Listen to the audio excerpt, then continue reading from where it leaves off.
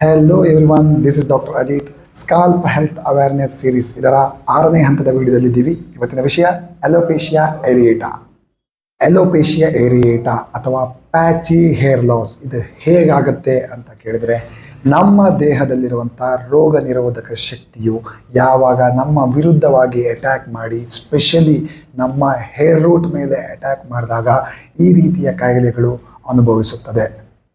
Alopecia ಏರಿಯೇಟಕ್ಕೆ treatment ಏನು ಡಾಕ್ಟ್ರೆ ಅಂತ ಕೇಳಿದ್ರೆ, ನೀವು ಯಾವುದೇ ಥರದ ಟ್ರೀಟ್ಮೆಂಟ್ ತಗೊಳ್ಳಿ, ಲೋಕಲ್ ಇಂಜೆಕ್ಷನ್ಸ್ ಆಗಿರ್ಬೋದು ಅಥವಾ ಟಾಪಿಕಲ್ ಅಪ್ಲಿಕೇಶನ್ಸ್ ಆಗಿರ್ಬೋದು, ಇದು ಹೆಚ್ಚಾಗಿ ರಿಯಕರೆನ್ಸ್ ಆಗುತ್ತೆ, ಮತ್ತೆ ವಾಪಸ್ ಆಗುತ್ತೆ. ಹಾಗಾದರೆ ಪಕ್ಕಾ ಟ್ರೀಟ್ಮೆಂಟ್ ಅಂದರೆ ಕಂಪ್ಲೀಟಾಗಿ ಹೋಗಲಿಕ್ಕೆ ಡಾಕ್ಟ್ರೆ ಏನು ಮಾಡಬೇಕು ಅಂತ ಕೇಳಿದರೆ, ನೆನ್ಪಿಟ್ಕೊಳ್ಳಿ ಸ್ನೇಹಿತರೆ, ಮೊದಲನೇದಾಗಿ ನಿಮ್ಮ ಲೈಫ್ ಸ್ಟೈಲನ್ನು ನೀವು ಸರಿ ಮಾಡ್ಕೋಬೇಕು. ಎರಡನೇದಾಗಿ ನಿಮ್ಮ ಡಯಟ್ಸನ್ನು ಕರೆಕ್ಟಾಗಿ ಮಾಡಬೇಕು. ಆವಾಗಲೇ ಇದು ಕಂಪ್ಲೀಟಾಗಿ ಟ್ರೀಟ್ ಆಗೋದು. ಫಾಲೋಡ್ ಬೈ ನಮ್ಮದಿಷ್ಟು ಟ್ರೀಟ್ಮೆಂಟ್ ಇದೆ, ಪ್ರಚ್ಛನ್ನ ಅಂತ ಹೇಳ್ತೀವಿ, ಅಂದರೆ micro needling therapy, followed by internal medications, external ಅಪ್ಲಿಕೇಶನ್ಸನ್ನು ಕೊಡ್ಬೋದು. ಇದರಿಂದ ನಿಮಗೆ ರಿಯಕರೆನ್ಸ್ ಆಗದೆ ಇರೋ ಹಾಗೆ ನಾವು ನೋಡ್ಕೊಳ್ಬಹುದು.